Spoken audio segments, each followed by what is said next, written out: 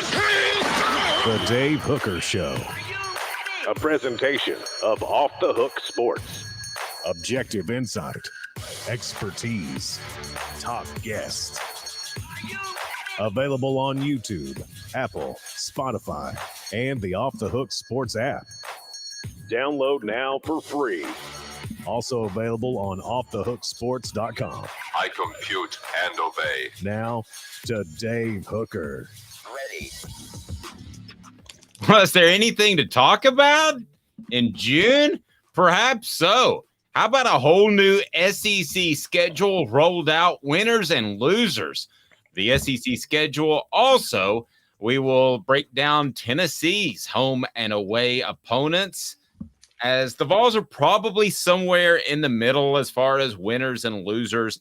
Also, did the SEC look out for Texas and Oklahoma, the new programs to join the SEC?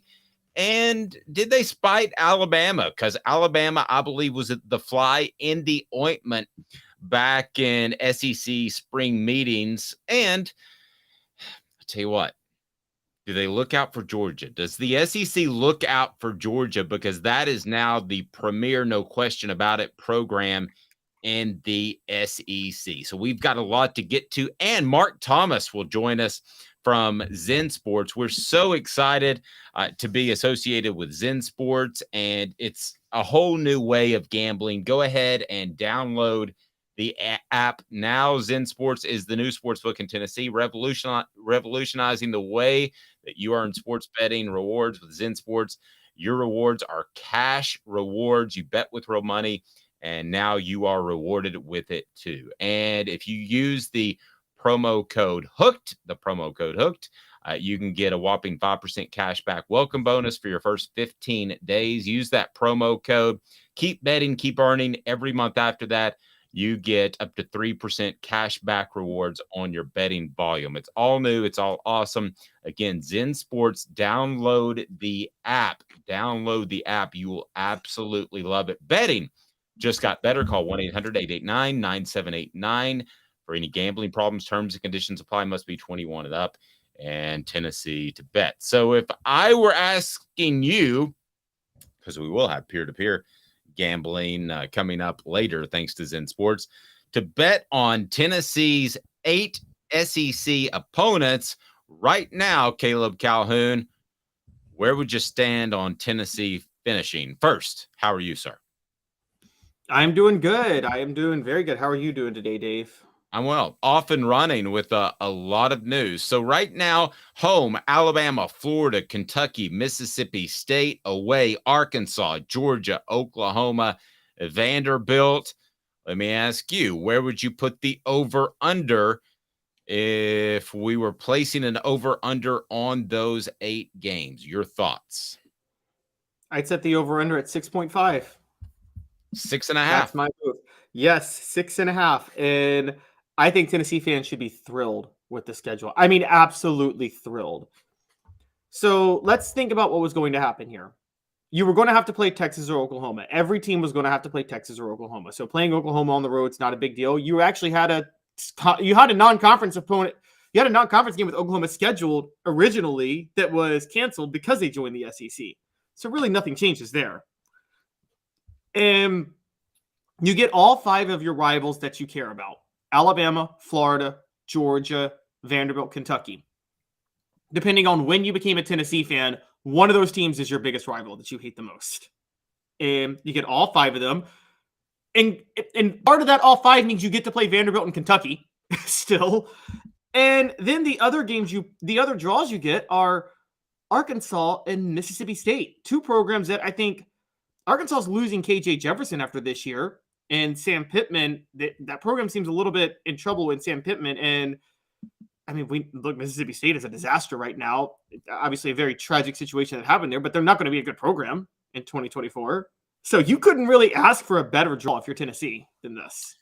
That's true, but we do have to look at this as a one-year thing because I believe it could change in the future. So when we look at a lot of these schedules, it's like the old Tennessee, Alabama debate over whether or not Alabama should be on the schedule. And there's times that Alabama fans didn't want Tennessee on the schedule because Tennessee was dominating that in a streaky series. So we have to kind of look at this in a 1-year version because I believe that it will change at some point, might even go to the 9-game schedule of permanent opponents at some point. So when I look at home Alabama, that was going to happen anyway. Home Florida, that was going to happen anyway. Kentucky, help me with the years. Kentucky would have been on the road, right? They would have been at home next year, and they're still at home. And Vanderbilt would have been on the road next year, and they're still on the road. Okay, so Kentucky, nothing changes there. So you add Mississippi State at home, which should be a win. Away, you go to Arkansas, which is a tougher place to play than a lot of people think. But still, Tennessee should be able to win that game. You go to Georgia, which you would have done anyway, and you go to Oklahoma. So Tennessee is able to draw Oklahoma out of the Texas-Oklahoma bid because every team was going to play either Texas-Oklahoma. And I'm not sold on Steve Sarkisian right now at Texas. I'm not sold on that program, but I'm more sold on it than Oklahoma with Brent Venables, who I think is kind of stumbling along trying to find his head coaching sea legs. And I just don't know how it could have gone better. You add Oklahoma essentially is your road game. That's essentially the difference in the schedule. And Arkansas, I know that as well. But, I mean, on the road against Oklahoma, Tennessee, you would think, would have a great chance and probably be favored in winning that game. I'm with you. I think the schedule, and everybody's going to fuss about this and that and whatever, but there are some clear-cut winners and clear-cut losers we'll get to. I don't know that Tennessee's a clear-cut winner, but I think they're in the top third of the SEC of fans that should be happy with that schedule. Let's hear from you on the message board. What do you think of the schedule? But Caleb, I think they're right up there. Travis says, I'm just happy Georgia is going to play legit 5 games. It's possible for Alabama and or Georgia to have 3 or 4 losses. Florida has a tough schedule, according to the message board. South Carolina has not played UGA 3 times since 1948. I just hate not playing them next year. There are a lot of things that are going to go out of style, out of fashion, and out of tradition with this schedule. But when I look at Tennessee, I think fans should come away very, very happy. And we'll get to the guys that got the business here in a little bit because Oklahoma and Alabama did. So, yeah, I think Tennessee's in good shape. And your thoughts overall on the schedule? Yeah, no, I think Tennessee's in great shape. I am with SC Scout Guy. That South Carolina, Georgia's a rivalry that predates South Carolina joining the SEC. Yes, Georgia kind of owns that, but that's like, it's the low country rivalry. You know, for those who don't know the South, low country South is a little bit different from Delta South, which is a little bit different from Appalachia South, which is a little bit different from Florida South. And I don't know, Georgia, South Carolina, that's like, I like to call that the low country champion. And so for them to get rid of that kind of was a gut punch. Yeah, and I don't think, I think some people got hosed, and we're going to talk about that, but I definitely don't think Tennessee did. And listen, here's the simple fact. The schedule is going to look tougher on June the 15th than it did on June the 13th because you're adding a Texas and Oklahoma. In and of itself, those are storied programs. They might be up or might be down at this current time, but you're adding significant programs. So you shouldn't have woken up this morning and thought to yourself, hey, this is going to be as easy of a schedule as you had in June, the early part of June. It's going to be more difficult. Yeah, exactly. And well, yes, it's theoretically supposed to be more difficult, but it's still 8 conference games and it's still spread out a little bit. So, I mean, I still challenge if it is more difficult. I mean, you and I both have major questions about Oklahoma and Brent Venables. So the fact that Tennessee gets to play Oklahoma next year, Dave, I got a question. Are we sure that Oklahoma is a harder draw than South Carolina next year? I think, not long term, just next year. Just next year, I think they're pretty equal. And listen, this is the Dave that said that Shane Beamer was going to be on the hot seat. early November. Okay, so that's how far I've come on South Carolina. No, I think as far as just next year, going to South Carolina and going to Oklahoma are a coin flip. Yes, I agree. I agree. The big win was not having to play Texas, quite honestly. And so I think Tennessee is look, I think they should love this schedule. I think they should absolutely love it. And because again, you couldn't get given what we knew they were going to have Tennessee play, given the teams we knew they were going to have to play, of the teams we didn't know, this was the easiest draw they could have possibly asked for. I mean, the easiest draw. Yeah, I'm just going to say it. I think the SEC is looking out for Josh Heupel because Tennessee fans enjoy this. You're not going to be able to complain that much longer about the establishment of college football hating you because Josh Heupel's too entertaining to watch. They want Josh Heupel to do well. Okay, well, that leads us to 4 downs. How about that? We get to 4 downs where we will discuss the winners of the latest schedule. 4 downs today brought to you by our friends at Craft Treats, crafttreats.com. 4 downs. 4 questions. 4 answers. The Dave Hooker Show. 4 downs. A presentation of offthehooksports.com. All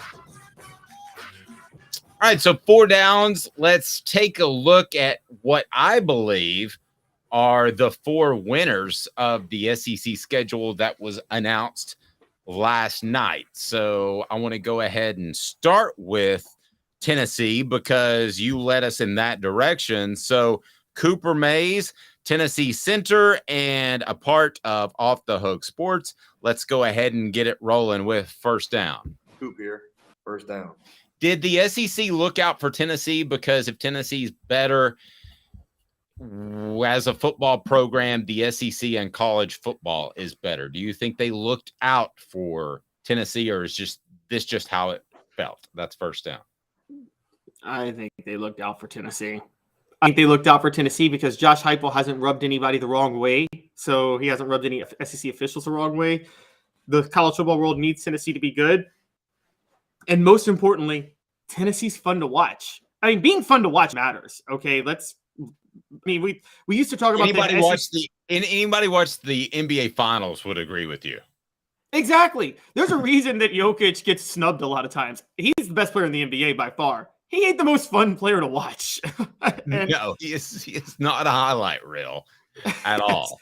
And Dave, you know this covering when all the SEC teams got snubbed in different ways in the 90s, Florida was the one SEC team that was a Mia darling. They got all the love. Why? Because Spurrier's offenses were fun to watch, and Spurrier himself was fun to interview.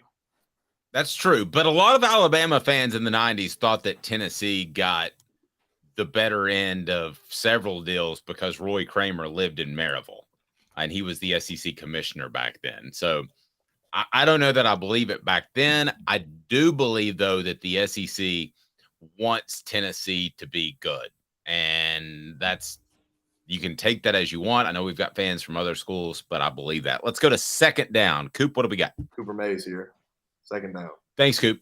Did the SEC look out for Georgia? Georgia at home will play Auburn, Florida, Mississippi State, Tennessee away, Alabama, Kentucky, Ole Miss, and Texas. Did they look out, the SEC office, for the preeminent program in college football at this moment? No, I think this was a random draw, honestly. I do. I don't think they have an incentive to look out for Georgia. The SEC is loaded with teams that are going to be fine next year. They don't need Georgia to carry them. I think it just happened that way. And also, we talk about fun to watch versus not fun to watch. Georgia's the anti-Tennessee. They're dominant, but they're not fun, and they're not dominant in a fun way. They are the most boring dominant team, the way Alabama was in the early 2010s. You don't want that if you're SEC or college football. Yeah, with road games to Alabama and Texas, I don't think they looked out for them. I would still have them as a winner, though. In this, would you agree that they're a winner? Yeah, yes, they're absolutely a winner. I mean, they are the winner. Nobody got a better draw than Georgia, even with the road games to Alabama and Texas. But you don't. Okay, but it's funny you don't think it was orchestrated. Why? Yeah. Okay, I don't think it was orchestrated because, look, I think I think there are 3 premier teams long-term. There are 4 premier long-term teams in the SEC right now, Dave. I think the 4 premier teams are Georgia, Alabama, LSU, and Tennessee. If you're one of those premier teams, it gets hard to get a hard draw because you can't play yourself. Fair point. Fair point. Before we get to third down, I remind you, support our sponsors, crafttreats.com. They have the chill pills with the CBD derivative for your pet, the best pet treats you can find on the internet. And with the CBD derivatives, they can help your pet with arthritis, anxiety, or digestive issues. And crafttreats.com is fantastic. Not only the chill pills with CBD, they've got other products as well. Your pet will be happy that you went to crafttreats.com. Use the promo code OFFTHEHOOK to get 20% off. Off the Hook, 20% off. Support our sponsors. We greatly appreciate that. Third down, Caleb Calhoun and Cooper Mays. What do you got? Tennessee center Cooper Mays here. Third down. Yes. Okay. LSU, are they a winner?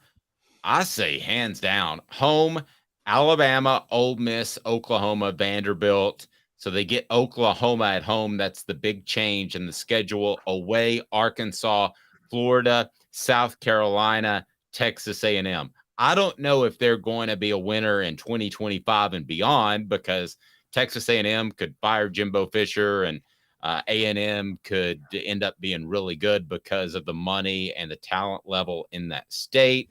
But as same thing for Florida, I could say that as well. But when I look at LSU for 2024, I think they're a big winner in this thing. Florida's trying to find themselves. They should beat Arkansas. I think they're a more talented team than South Carolina. Texas A&M is really trying to find themselves. And then you have Alabama at home, and your added opponent was Oklahoma, and that's at home as well. I think they're a big winner. Agree? Disagree? Gigantic winner. We're supposed to disagree on some of these things, No, Calhoun. What are you doing to me? I'm sorry, but here's the funny thing with LSU, though. They could have been more of a winner. So for those who don't know, so LSU has a lot of rivalries that the SEC's tried to force that hasn't happened naturally. Right now, it's Texas A&M. Another one is Arkansas. Neither one of those are really natural rivalries, if you know LSU football. Their most natural rivalries are then you have the LSU Florida rivalry, which has its own history, and LSU Alabama, which was the stakes in the SEC. But there's no regional natural rivalry. So historically, long term, their 2 biggest ones are actually the 2 Mississippi schools, Ole Miss and Mississippi State. Because, as you know, Dave, that southwestern part of the original SEC, Louisiana and Mississippi, that border is very interchangeable. The culture is very, very similar right around there along the Gulf Coast. And they lost Mississippi State, which would have been an easy game, and they picked up, I think, probably South Carolina in Mississippi State's place. So it could have been easier. Before we get to fourth down, the first comment that I've seen, at least from Top Troop, I do not want to hear anything about these other teams having an easy patch of the championship. Why not us? Go Vols. So I think maybe unlike some people who like to gripe on Twitter, that Top Troop sees it as we do, and that is Tennessee got a fantastic draw. Let's go to fourth down. Cooper Mays, what down again, sir?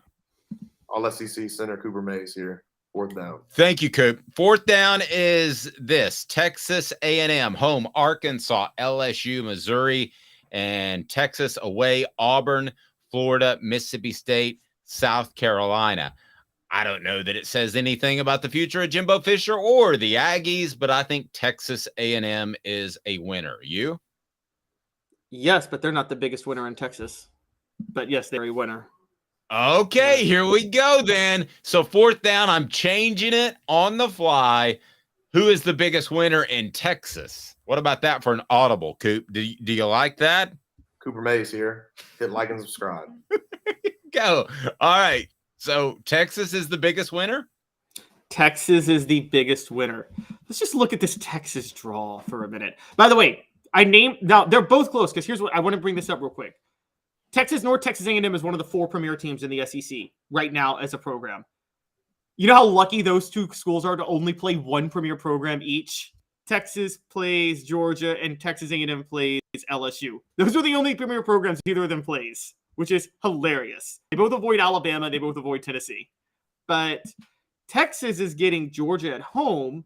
They're also getting Florida, Kentucky, Mississippi State, Arkansas, Vanderbilt, Texas A&M, and Oklahoma on the road. Literally outside of Georgia, I think every one of those programs, the only program that may not fire their coach in 2024 is Kentucky. It's true. Yeah. All right.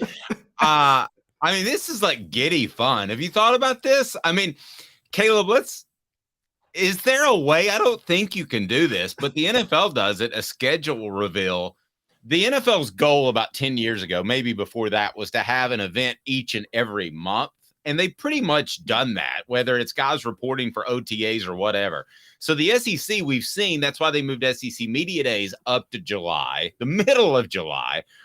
And I think it's fallen into place too with early signing periods and all that and transfers. And now June is a recruiting month. But is there a way that the SEC could put together a schedule reveal in mid-June each and every year? Or they have, I guess they have to set it, right? Well, once they do the 3-6 format, which me and you are very confident they're going to get to eventually, even if they couldn't this year, you're going to know who they're playing on a year-over-year basis. I know, but this is fun. Okay, and the NFL does set the dates, so the SEC could set the dates in June. They could be like, we're going to do the scheduling reveal in June. And I mean, I think that would be fun. And also when they go to ESPN next year, locked in with ESPN, they could do they could reveal like one set TV game is already set. The time is already set for one game every week of the year. Okay. All right. Losers. Let's get to losers right now. And that's part of today's tough question. Who lost in the SEC schedule reveal? Today's tough question brought to you by our friends at Vassy Lawn and Garden. Man alive, it is worth the drive. Today's tough question. Take a side. Take a stand. The Dave Hooker Show, a presentation of offthehooksports.com. Who's the biggest loser? Caleb Calhoun. I've got my 4 that I want to go through, but we didn't share at our 3:30 a.m. production meeting who is the biggest loser of this group. And let me hear from the message board. What do you got? Biggest losers, Caleb Calhoun? My biggest loser by far actually is Florida. Florida got a brutal draw, man. I mean, I know everybody, yes, I know people want to say Bama. Bama got a brutal draw. The reason Florida got a more brutal draw is because Bama's a premier program. So again, Bama can't play themselves. But you know who can play Bama? Is Florida. And they don't play Bama, but they got Georgia and Tennessee on the road and LSU at home. So they got 3 of the 4 premier programs they have to play. So we shared a comment. D says Bama got hammered, and I definitely want to get to that because they did. To me, Alabama got hammered the most, and I think the SEC clearly was out to spite Alabama, depending on who you ask. And we had Jimmy Himes on that said he thought that Alabama was a part of the fly in the ointment that precluded the 9-game schedule. I think that they were more than that. I think they were the impetus behind that. And depending on who you ask, some people agree with me, some people agree with Jimmy. And I mean, Jimmy's reporting is fantastic, not questioning that at all. But I just think if that never happens, if Nick Saban never says, I don't like this 9-game schedule, or I've got a problem, whatever, I don't think the boulder starts rolling down the hill as it did in SEC spring meetings. So I'm going to go with Alabama as the biggest loser. And I think that the SEC did in some way spite Alabama. So you've got home Auburn, Georgia, Missouri, South Carolina, away LSU, Oklahoma, Tennessee, Vanderbilt. So essentially, Alabama plays the 3 teams in Tennessee, LSU, and Georgia that it did not want to play with the 9-game schedule. That's not an accident. That's not an accident, Caleb. No, not. Plus, they have to play Auburn, of course, regularly. And the one thing I'll say is they did get the better draw of the Texas-Oklahoma crowd because they got to play Oklahoma, and I think Texas is tougher. And Vanderbilt is still on that schedule, as is Missouri. But yeah, no, this was a group. Now, the more I think about it, I bring up the premier teams. You know how hard it is to play 3 premier teams when you're one of the premier teams? That means you played all the other three. That's right.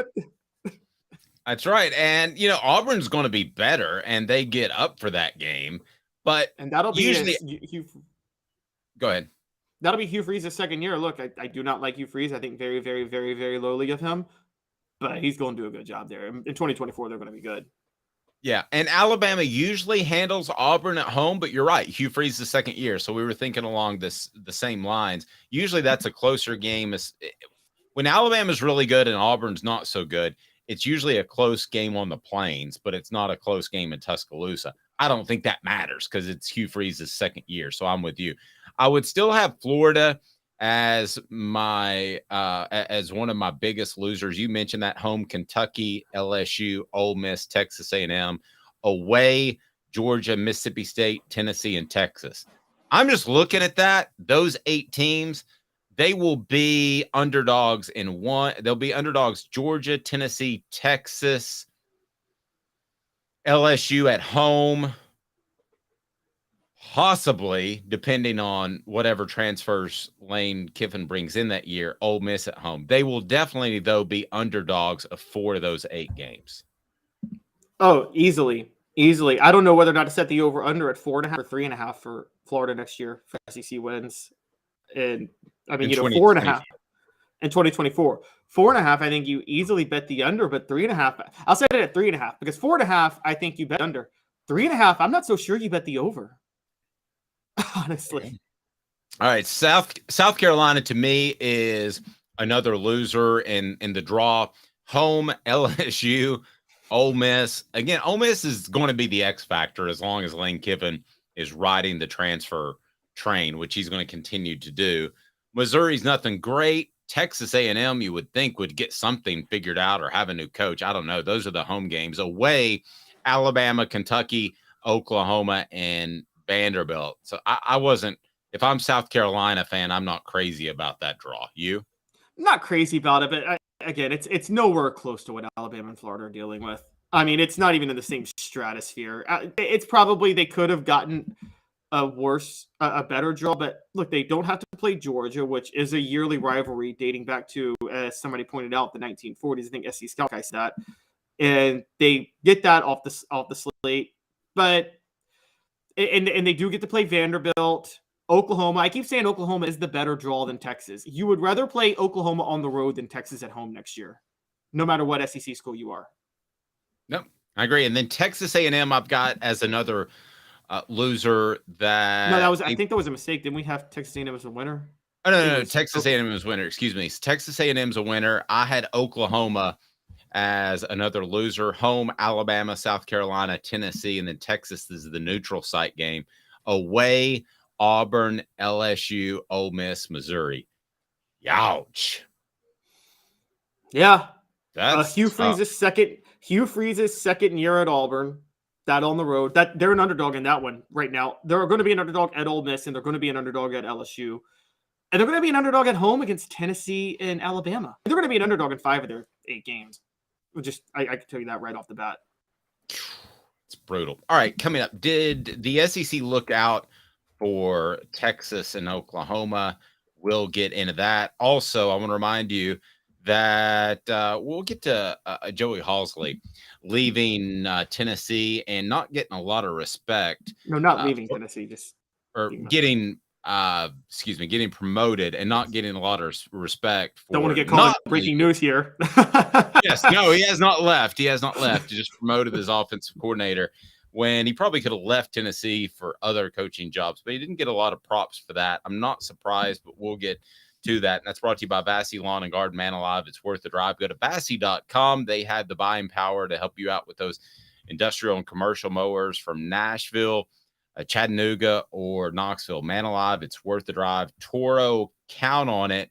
2 minutes. Did the SEC look out for the other teams that are joining the conference, which of course would be Oklahoma and Texas? 2 minutes, and we'll be back with you. Off the Hook Sports with Caleb Calhoun. I'm Dave Hooker. Family has been creating jewelry since 1986. Each piece unique, with a story all its own. I'm Rick Terry with Rick Terry Jewelry Designs. I'm a jeweler, and I want to be your jeweler. We're grateful that you chose us to be Knoxville's best jeweler. My family and staff look forward to serving you. So please come see us.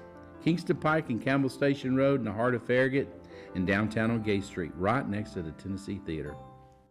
Hi, Mike Davis here with City Heating and Air, reminding you to always dare to compare. Our team provides quality local heating and air service, installation, and maintenance across East Tennessee. We use only the best equipment like American Standard heating and air conditioning for your residential, new construction, or commercial needs. Honesty, dependability, and customer satisfaction have been the cornerstones of our business since 1961. City Heat and Air. Dare to compare. With all that sun, sand, and salt water, the beach is a very relaxing place. Unless you wear contacts. Ow! Open your eyes to the best the beach has to offer with LASIK vision correction from Campbell Cunningham Laser Center. Do you want to own the more that owns every job? Then get to Vassey Lawn and Garden in Cleveland and get you a Toro. I'm David Vassey, here to talk to you about Toro. With a Toro Zero Turn, you'll get more out of every minute and you'll reach the finish line faster. At Vassey's, we like to say, no matter if you're mowing 3 acres a week or 11 lawns a day, homeowners and business owners alike find confidence in equipment they can trust from top to bottom. Vassey Lawn and Garden, Highway 60 North in Cleveland. Man alive, it's worth the drive. These mountains hold and defend a spirit far better than moonshine. A drink that holds flavor, that becomes necessity. A hard cider made and relished by folk who are as hearty as they are legend. A refreshment that can only be found in one place. With a taste that makes you say, give me 3 bottles of the good stuff. Tennessee Cider Company, where necessity can be found. Objective coverage. Hey, that's new. If we get caught, we're going to jail. The Dave Hooker Show, a presentation of Off the Hook Sports. YouTube, Apple, Spotify, and the free Off the Hook Sports app. I'm going to need to see some identification. Back to Dave Hooker. So we're going to get to Joey Halzle and what the national media thinks of Josh Heupel promoting him to offensive coordinator. I will go ahead and tell you, before we get into it deep, that it's not going to be an overwhelming response. I can promise you that, because hiring from within doesn't have a big splash, and that's just a fact. That's essentially where you are. But first, I want to get to the topic at hand, and that is the schedule coming out. So I ask you this question: did the SEC look out for Texas and Oklahoma? Yeah, when you have a party, when you have a get together and you have new people that join your circle of friends, you make sure they're comfortable, you bring them into the fold and introduce them to everyone. Did the SEC look out for Texas and Oklahoma? Oklahoma home has Alabama, South Carolina, Tennessee, and the neutral site game at Texas. Oklahoma away, Auburn, LSU, Ole Miss, Missouri. Texas home, Georgia, Florida, Kentucky, Mississippi State.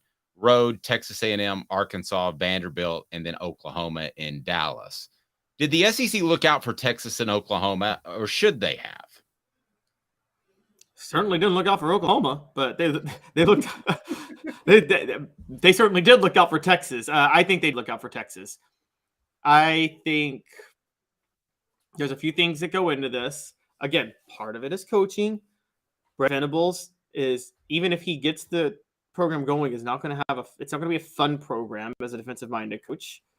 Whereas I think a lot of the college football world and the SEC world and a lot of people we know, Dave, really want Steve Sarkisian to do well. There's just a lot of joy in that. Plus there's the Arch Manning factor. They want Arch Manning to be successful. And so I think I could have seen them looking out for Texas. But it's clear they didn't look out for Oklahoma. I mean, heck, Texas is one of Oklahoma's home games this year, and it's in Dallas. Yes. Why do you think that people want Steve Sarkisian to do well? It's because he had a little bump in the road back at Southern California? Yeah, I think the bump in the road, and it seems like he's very well respected in the college football coaching circles. I think a lot of people in the coaching circles have a lot of respect for him, and because of that, he's almost like the anti-Lane Kiffin to a lot of people. that is the offensive mind, but maybe more likable. I think there's a lot of coaches that are there are at least a dozen, if not 2 dozen, that hope that he fails miserably. Really? Because I think they want his gig. Well, I think yes, that's Urban Meyer. right. But I think it's more than Urban Meyer. I think there might be a Lane Kiffin out there that would be very interested. I think there are some other guys that would be interested. Hey, it's Texas. And I'm not saying Josh Heupel would be interested, but if Texas came to him and said, you've mastered the NIL and you have more NIL money at Texas, again, I think Josh Heupel is very committed to Tennessee. I think almost every coach would listen. Nick Saban, during his great run at Alabama, listened, and they offered him $100 million for 10 years, way before Jimbo Fisher got that deal. So I think there are a lot of coaches that would like to see Steve Sarkisian stumble. I think there are probably a half dozen coaches that hope he's the Jeremy Pruitt. What do I mean by that? Jeremy Pruitt brought in a lot of good talent to Tennessee. He may have had to pay to do that, but he did it, and Tennessee is now benefiting off of that, Caleb. So I think there are a lot of coaches that hope he's that guy. That hope he's and I got to be honest with you. If you made me bet, I would say he probably is that guy. I don't know that Steve Sarkisian is going to hoist a national championship trophy. Do you see that out of him?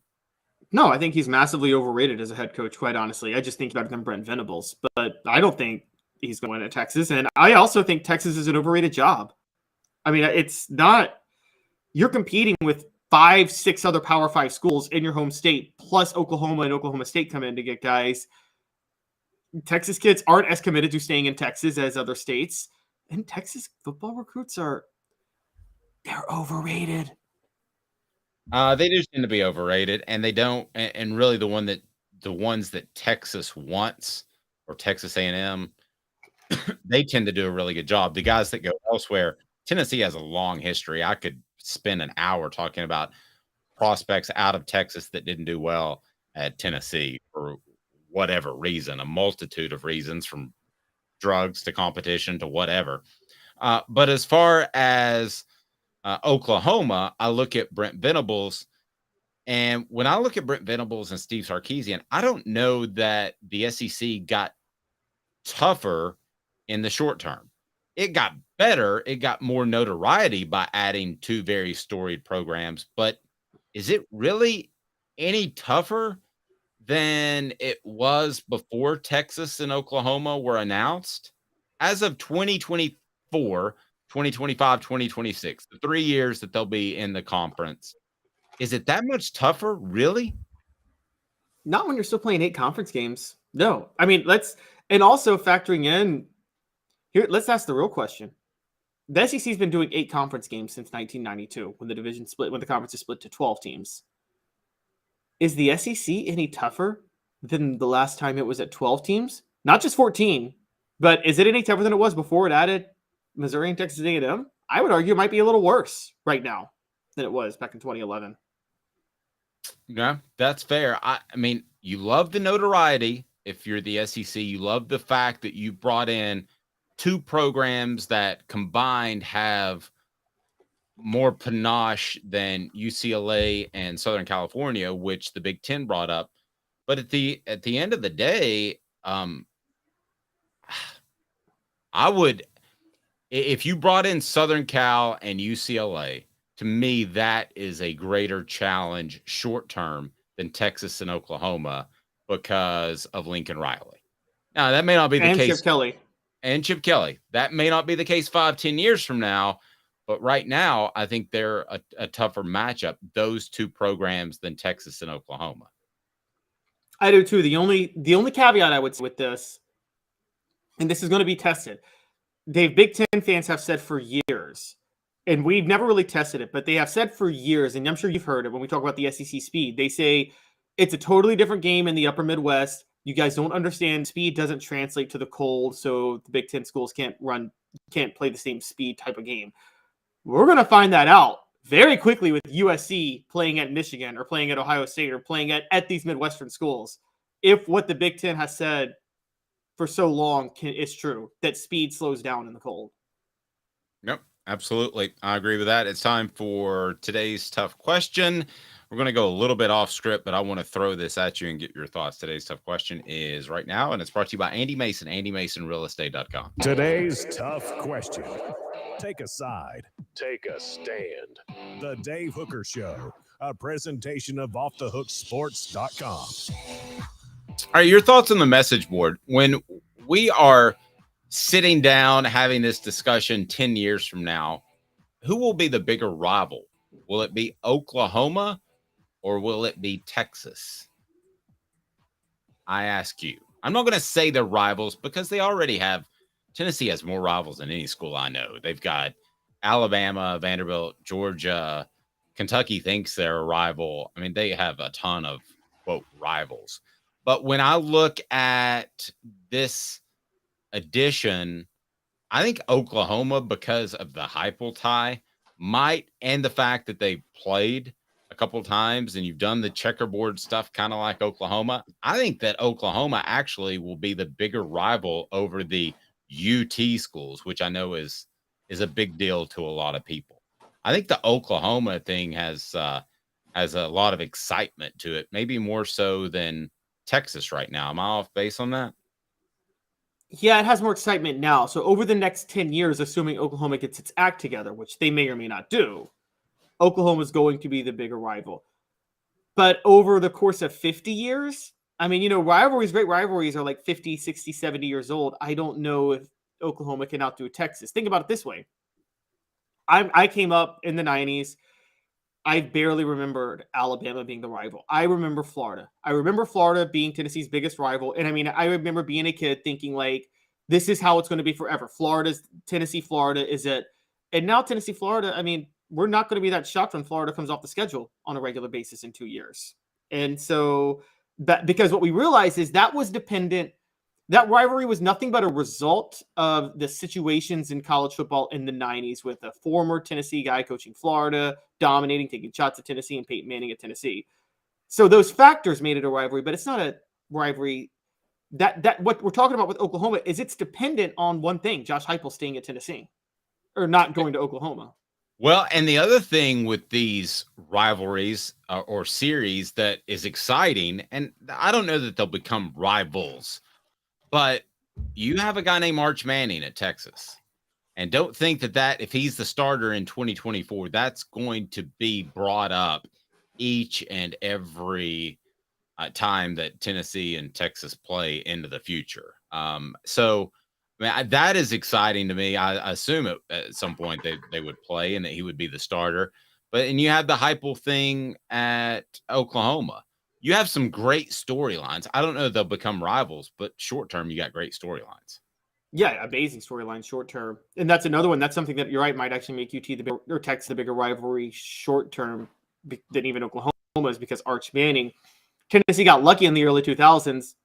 They never had to play Eli Manning when Eli was at Ole Miss. And had they had to, they would have had to see Peyton Manning show up in rooting for Ole Miss, which would have been a really big gut punch to them.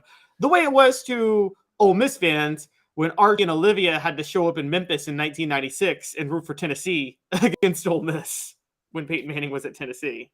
That's pretty good. And do we know what's happening after 2024? We really have no idea. Tennessee could be at Texas or Tennessee could be hosting Texas, right? In 2025? Yeah, we have no idea. We don't even know what type of we don't know if the SEC is going to we don't know if this is going to be where the SEC stays at. Look, there's still a lot of talk. I don't know if you guys know about there's a lot. If you listen to Florida State Twitter and if you listen to Florida State media, they're convinced they're going to be in the SEC in 2 years. They are thoroughly convinced that it's happening. Interesting. So do either of these become rivals do either of these surpass Florida, Alabama, for the older people out there, 70 plus, Vanderbilt as rivals? I mean, if Tennessee doesn't play Florida every year, which is a possibility. Oh yeah, that rivalry's over. Tennessee's not going to play Florida every year. That's done. It's so unfortunate. Yeah. So do they supplant Florida? Do either of these supplant Florida as a rival? Do they even supplant Kentucky as a pseudo rival? Where do they fall in the pecking order?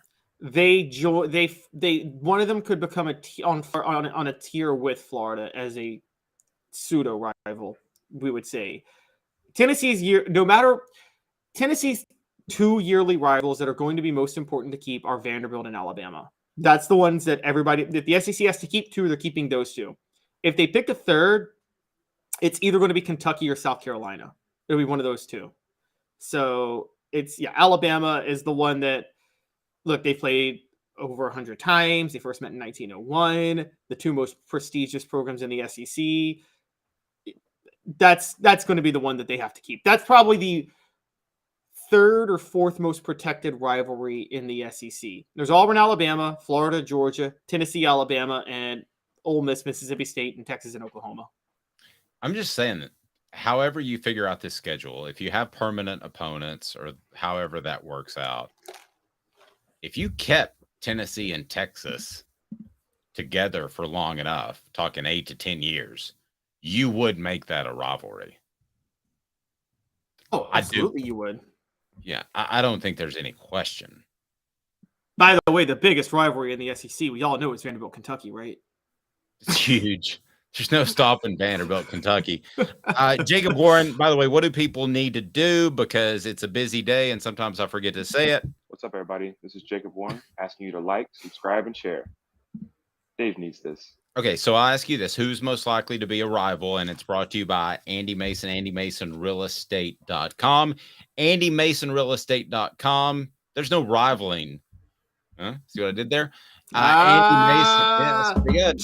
When it comes to real estate in East Tennessee, best prices, best service, go to AndyMasonRealEstate.com. You'll absolutely love Andy and what he can do for your family, save you thousands or tens of thousands of dollars on your real estate needs. AndyMasonRealEstate.com. So out of the two, short-term, long-term, who's most likely to become a rival, Texas or Oklahoma to Tennessee? Well, there's two short terms. There's 10-year short term and short, like 3-year short term. I'm going 5 and 25. Those are my parameters for you.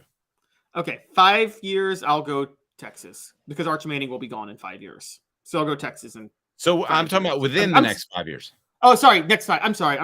5 years, I'll go Oklahoma because Arch Manning will be gone within the next 5 years. The Heupel Oklahoma storyline will not be gone within the next 5 years, particularly if Oklahoma comes calling one day to Heupel. Okay, I agree with that. So I'm going to go Oklahoma short term. In 25 years, will Texas, Tennessee be a rivalry?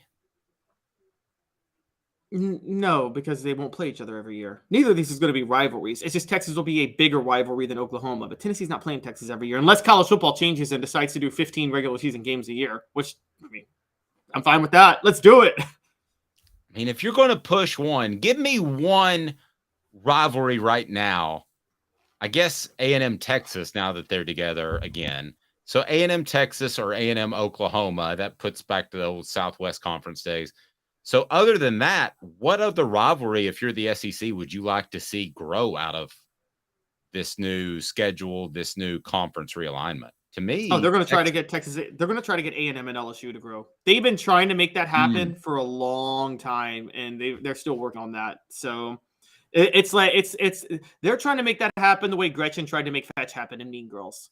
Okay, so love that movie. Do not remember any of their names. 2 minutes, and why Joey Halzle kind of got the short end of the stick, which is unfortunate because he's a darn good coach, but that happens when you promote from within. The top coaching additions in the SEC and beyond via a national publication. Give me 2 minutes. He's Caleb Calhoun. I'm Dave Hooker. And Craving Wings South North Shore location, where we've heard people say that you can get the best wings in East Tennessee. Pero ¿quién es este? El número 87, Jacob Warren. I'll just do 6 of my sauce 87, please. Imposible, señorita. Dale 6 más. Look at these wings. Perfectas, deliciosas, fantásticas. Man, I don't know what you're saying, but it sounds awesome. How do you say fresh, never frozen in Spanish? Frescas, nunca congeladas. Make your way to Craving Wings and get you 6 más. But what was funny about Kate is we were a full continuum of care at that time. We had detox, we had inpatient, we had outpatient. So we were doing a lot of the things that we do now. but now we just do them so much better. It's really a simple program, but we're complicated people. I am what I am, and now I got to do something about it. You can take your life back. Call Cadis today. Got cataracts? We can fix that. Never miss another moment. With a little help from Doctors Campbell, Cunningham, Taylor, and Hahn at cctis.com. Do you want to own the more that owns every job? Then get to Vassey Lawn and Garden in Cleveland and get you a Toro. I'm David Vassey, here to talk to you about Toro. With a Toro Zero Turn, you'll get more out of every minute and you'll reach the finish line faster. At Vassey's, we like to say, no matter if you're mowing 3 acres a week or 11 lawns a day, homeowners and business owners alike find confidence in equipment they can trust from top to bottom. Vassey Lawn and Garden, Highway 60 North in Cleveland. Man alive, it's worth the drive. Our family has been creating jewelry since 1986, each piece unique with a story all its own. I'm Rick Terry with Rick Terry Jewelry Designs. I'm a jeweler, and I want to be your jeweler. We're grateful that you chose us to be Knoxville's best jeweler. My family and staff look forward to serving you. So please come see us. Kingston Pike and Campbell Station Road in the heart of Farragut and downtown on Gay Street, right next to the Tennessee Theater. Who's this guy? Hello, wizard. The Dave Hooker Show, Who? a presentation of Off the Hook Sports, What? YouTube, Apple, Spotify, and the free Off the Hook Sports app. Back to Dave Hooker. My guy D's calling some of y'all out. Only 1 like so far. What gives? This is really good content. D, it's on me. I forget to say it. Hit the like button, the thumbs up button right now so we can bring more people in. I would greatly appreciate that. And why Joey Halzle kind of got snubbed a little bit. This upcoming segment brought to you by ZenSports. Go to ZenSports and download their app. And ZenSports, we're so happy to be partnered with them. They're the new sports book in Tennessee, revolutionizing the way that you earn sports betting rewards. They've got cash rewards. You bet with real money, and now you are rewarded with it too. You can get a 5% cashback welcome bonus for your first 15 days when you sign up with the code HOOKED. Use HOOKED. Don't forget that. Keep betting and keep earning every month after that 3% cashback rewards on your betting volume. The cash is back with ZenSports. Gambling problem? Call 1-800-889-9789. Terms and conditions apply. Must be 21 and over and in Tennessee to bet. So Joey Halzle gets promoted from within. I think it's a good sign for Tennessee's football program that they want to bring people up in the coaching staff. However, it doesn't get you a lot of love nationally. And there was an article recently about coaching additions and moves throughout the SEC and beyond. And Caleb, Joey Halzle didn't get much love. Your thoughts? Yes, so this was naming the 23 biggest impact hires in coaching by 247 Sports, just in general, 23 biggest impact hires. And it could be head coaches and assistants. Joey Halzle was left off. I think he was left off because a lot of people believe this is Josh Heupel's offense. So their thought process is things aren't going to change much with Joey Halzle in there. So it's not an impact, good or bad. So a few names he had on here from the SEC, just to give you guys a little bit of context. Liam Cohen at Kentucky. I'd have to argue that is a bigger hire. I mean, Mark Stoops is a defensive guy. Kentucky had a big drop-off last year without Liam Cohen. So I'd have to argue that is a bigger deal than Joey Halzle. And a few others, you look at, funny enough, Alex Golesh to become USF head coach is on here. But Bobby Petrino to Texas A&M, again, that's a bigger assistant hire. That's a bigger impact assistant hire than Joey Halzle. Not for the better, but it is going to have a bigger impact in general. And then Tommy Rees to Alabama. Look, half the reason I don't believe in Alabama long term is because I don't think Tommy Rees was the best hire possible as far as an assistant goes. And not even on here, but I think Mike Bobo to Georgia and Dan Enos to South Carolina are bigger impact hires, but in the negative way. So I think that what they see with Halzle is there's no really change in direction one way or the other with the hire of Joey Halzle. So give me the rest of the ones. Your thoughts of the guys that stand out to you in terms of good hires, not so great hires across the ones that are ahead. Yes. Okay, so sticking with the SEC, Liam Cohen, Kentucky, good hire. I think that's a good hire. They needed him back. He struggled a lot last year without him, even though Mel Kiper thought Will Levis was like a Heisman contender last year without. But that's beside the point. I think that's a good hire. But I'm sorry, Dan Enos was to Arkansas. Excuse me. Dan Enos to Arkansas, not a good hire. I think that's a bad hire. I think you're going to see Sam Pittman start to struggle even more with that hire. Mike Bobo to Georgia, it's a bad hire. I'm not even going to say not a good hire. That's a bad hire. From Todd Monken to Mike Bobo, massive drop off. Well, now you've gotten a little pushback on that, and I'm gonna say this about Bobo. They had a pretty good offense at Colorado State. Are we too easily dismissing Bobo because he is more of a traditional type of coach than maybe a Josh Heupel or a Sonny Dykes or a Lincoln Riley? I don't think so. I really don't. I think the offense at Colorado State was actually really, really overrated. If you look at the numbers, Jim McElwain's offense was much better when he was at Colorado State before Mike Bobo was hired to replace him. And so, I mean, we're talking, his first year there, I'm pulling it up. His first year there, they had the 58th offense, either the 28th offense, the 31st offense. 1 year they had the 108th ranked offense, and then the 71st offense. So they never had a top 25 offense at Colorado State. And I know it's more traditional, but when you're at that lower level, if you're an offensive mind, you should have a top 25 offense nationally. You just should. And so I really question Mike Bobo's abilities as a coach. And by the way, Mike Bobo was the offensive coordinator when Will Muschamp got fired. So there's that. No, I mean, I think Mike Bobo is a solid hire, but he's just not a spectacular hire. Oh, I think it's a bad hire. I'm bad going altogether. Okay, bad altogether. Tennessee fans should love the fact that Georgia hired him. Yeah, and Travis points out I see a picture of Michael Wayne with a shark. Yeah, I can't really ever get over that as well, which is a troubling image. I trust the Shark to be an offensive coordinator over Mike Bobo. The actual shark or Michael Wayne? The actual shark. The actual shark. The actual shark. So with Joey Halzle, let's take a look at that hire for a second. We all kind of jump on board and say everything's going well. That sure, that's a great hire from within. It makes a lot of sense. But are we oversimplifying that at all, Caleb? Should Josh Heupel have gone outside of his sphere and looked for another coach that could add things to what Tennessee is currently doing? No, I don't think so. He knows his offense and he knows what he wants to run, and no one's caught up with it yet. He should just stick with it. And Josh Heupel promotes from within in a way that Fulmer tried to promote from within, but I don't really think Fulmer knew what he was doing a lot of times when he promoted from within. I think Fulmer was promoted out of loyalty over out of qualifications. Again, I go back to the Randy Sanders moment where I'm like, yeah, I know you want to promote from within, but you should have known that Randy Sanders is not an offensive coordinator. You should have known that from the start. He was a running backs coach.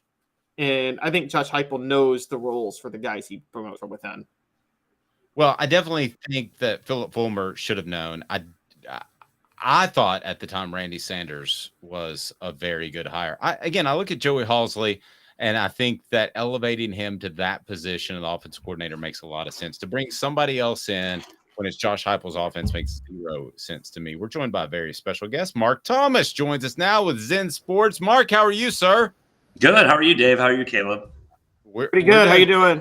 We're doing fantastic. So we're so excited to work with you guys at ZenSports, and you say you're revolutionizing the sports gambling business, which you truly are. We're going to talk about peer-to-peer down the line, and that's coming later this summer. But where do you feel like ZenSports and their niche was in this very crowded gambling arena? What was your goal? What did you want to bring to the table?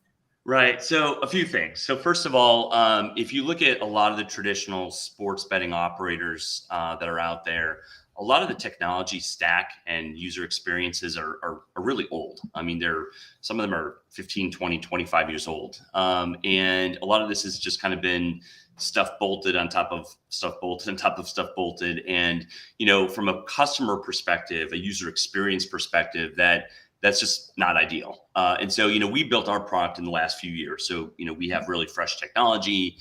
We optimize for things like loading time and speed, et cetera.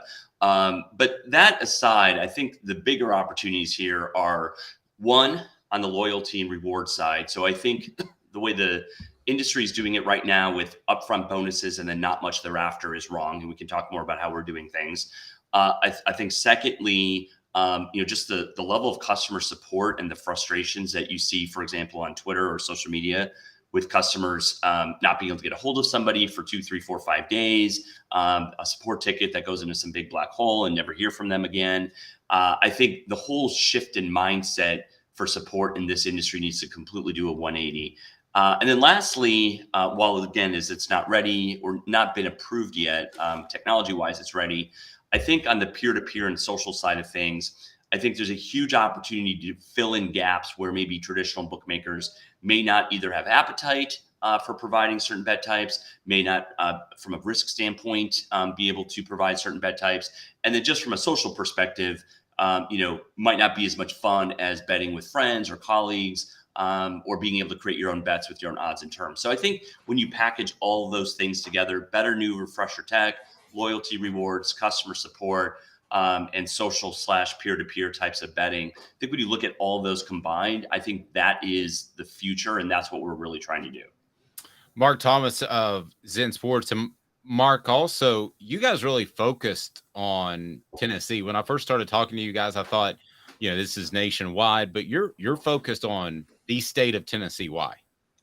Well, so first of all, we are a smaller company. We are a startup, if you will. We're about 20 people. So we definitely are going up against some big Goliath type of operators and competitors that are, for the most part, worth many billions of dollars. So I think it's really important when you're early on to have laser focus. And if you look at, for example, companies like Uber or Airbnb, how they got started, they focused really on one market and just really making that happen and doing truly amazing in that one spot. And then there's certainly obviously opportunities for expansion after that. So instead of spreading ourselves too thin and trying to go and do too much at one time, Tennessee is a top 10 sports betting market, in handle and revenue. It's been doing great ever since it launched a couple of years ago. Really go knock that out of the park. And then we can certainly look at expanding to other markets, but we really want to go into one market, focus on that. And Tennessee they're truly amazing from a technology perspective. They're very forward thinking.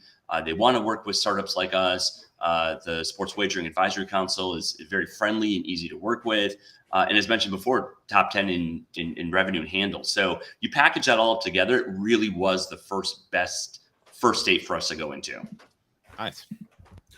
Mark, do you think one of the reasons for that, how much interest do you notice in gambling in college football compared to other sports? It seems like there's, at least for me, even covering sports, there's just seemed to be such a bigger interest in college football. And I want to know why that is, you think. Yeah, I think that's certainly part of it, but there's still other states, like in the SEC, with like Mississippi or whatnot, where sports betting handle still is not as big as it is in Tennessee. I think that might be a little part of it. I also just think in Tennessee, it seems like, every time I've been there, and I've been there several times in the last few months since I've been traveling, everyone there just seems to have a very open mind to, this type of entertainment. Whereas you go, like, for example, I lived in California for 20 years and they shot down both propositions and with really low voting turnout. And you would think, California, very, very liberal, very open and stuff. But actually, when you dig into the weeds, people there, no, they like the way that things are. So I think it's also a bit of a cultural thing and mindset, if you will. But certainly the types of betting certainly have something to do with it. But I think overall, folks in Tennessee, citizens, residents there are very just interested in this type of entertainment. And I think they also understand that it is entertainment. They look at it as such. And so I think that's a big part of it as well, too. Mark, great stuff. And then the continued cash back rewards, you referenced that earlier. How will ZenSports be different than other apps and gambling platforms? Yeah, so we do a few different things. So first off, I'll talk about a referral bonus program. So you can actually take a referral code that you get assigned to yourself when you sign up for a ZenSports account. It's a 6-digit code that doesn't change, stays the same. You share that out with friends, family, your social media networks. Anyone that signs up with your referral code, you get a percentage of their betting handle, 3% for the first 6 months. And they get a unlimited welcome bonus of 5% of their betting handle for the first 15 days. So both sides are incentivized to both share out their referral codes as well as redeem their referral codes. So it's a really great way to like spread the word about ZenSports and actually receive something real for your advocacy. The second thing is, as I mentioned, the welcome bonus. So we do things a little differently. We bonus you based on your handle instead of just like, deposit $100 or deposit $500 and get $500. With us, you can actually earn way, way more than that if you actually play during your first 15 days. And then that kind of leads me into our larger loyalty program, where every single month you can earn cash back bonuses based on your betting volume, based on your handle. Up to 2% cash back based on your betting volume, and then up to another 1% if you choose to leave your funds in ZenSports and not withdraw them. So we're really rewarding loyalty, sticking with ZenSports, keeping your play with us, wanting to use ZenSports, spreading the word about ZenSports. We believe that with us, you will have the ability to earn way, way, way more over time and every single month than you would compared to, a one quick hit type of bonus that you might get signing up for some other product. Nice. And people can use the promo code Hooked, as part of Off the Hook Sports. And if they use that promo code, then what do they receive, Mark? If you can just kind of lay that out for everybody. So in the first 15 days, they get 5% of their betting volume back, unlimited. So if they don't use the promo code, then it's capped at $250 in terms of the bonus. So, we have some people that come in and they'll bet, $300, $400, $500 a day, over the course of, 15 days, that can really add up. And getting 5% of that back is, a nice win for them on that. And it's uncapped if they use your referral code. So they get an uncapped welcome bonus essentially if they use your referral code versus not using it. Use the promo code Hooked. Anything else you want to add, Mark? No, I think that's it. Super excited to be on the show today. Really appreciate you having me. Excited to be in Tennessee. Excited for our growth there. And looking forward to the next several months as we ramp up. Mark, thanks, buddy. You get to East Tennessee at some point. I think you were in Nashville recently. You get to East Tennessee, I'll show you around, take you to the best.